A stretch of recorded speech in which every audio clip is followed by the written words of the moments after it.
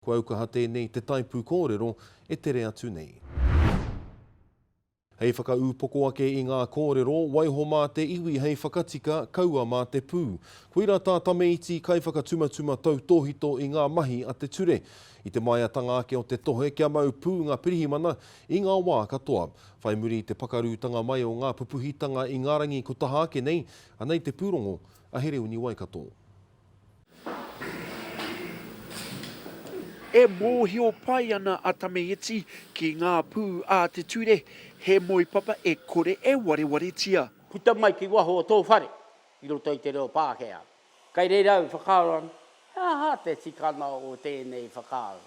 Te hare nātu o ki i taku whare i te kuaha, ka mura mai te rama.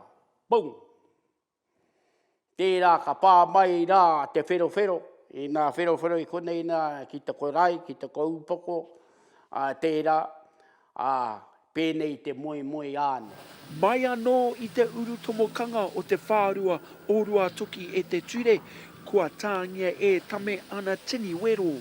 Koirā ia e ka whakahē nei i te whakaaro kia karawhiti anō ngā tira kawepū, ara ko te Armed Response Team. Me ki au e he, koira te kōrero māku, i runa i tērā āhuatana, nā te mea. O te nuina o te hunua e mate ana i te pū, i ngā mata a te ture, tōna i tātou. Koira taku wana. I hara mai rātou, kai roto i tō rātou waka wā rātou pū, kare rātou i te here wā rātou pū, i nei o rātou pakiiwi, pēnei nā kaupai o Amerikane, pēnei kai te pēra rātou, heraru kai te hae. Every vehicle will be staffed by 3 Armed Defenders Squad trained personnel. I whakamātauria te ope maupū i te tau 2019 ki Waikato, tāmaki ki te tonga, me Waitaha, he oi ka whakakorea i tērā pīpiri, he kore no ngā iwi Māori, Pasifika hoki i whakai. The armed response teams were specially trained units within police who were able to provide backup in situations where firearms were presented or there was significant firearm risks towards our frontline officers. He oi anō nā te tini o ngā pūpuhitanga i ngā maramatata nei e mea ana hinara, me karawhiti anō. There are certainly some valid concerns which need to be addressed, but this is about safety of all New Zealanders, Māori, Pacific and all other New Zealanders. It's about ensuring that our police are also safe as they do their jobs. Mēnā e ki ana te ture pirihimana, tērā kia mau pūrāta, enari ki te komōhio, kai te mau pūrāta, kai roto i o rātou waka wā rātou pū. Ko ki tau nā Māori i pūhia rātou, iti noatu a rātou nā kō raru ki te tanata nei, i mahi ni tana mai.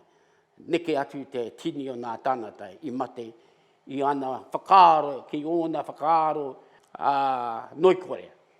Noikore ki te tanata. Koira tērā. E rere ke tērā. E kaupapātono tērā. Mēnā tātai kai te titiro nā kō raru, nā piki, nā heke o te nākau o te wairu o te tanata. Kare ma te kariri ma te pū tērā hai whakatika.